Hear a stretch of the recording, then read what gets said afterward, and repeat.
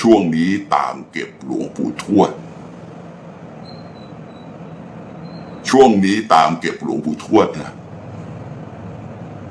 ทำไมถึงตามเก็บหลวงปู่ทวดผมว่านะเซียนพระเนี่ยเขาอาจจะมีการคาดการณ์กันว่าในอนาคต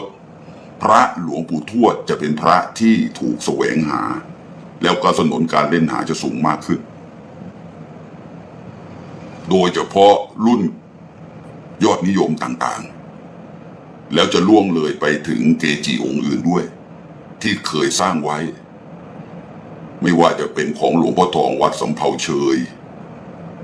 นะหลวงพ่อแดงวัดโคกโพพ่อท่านเขียววัดห้วยเงาะนะพ่อท่านนองวัดทรายขาวนะพระอาจารย์ผันวัดทรายขาว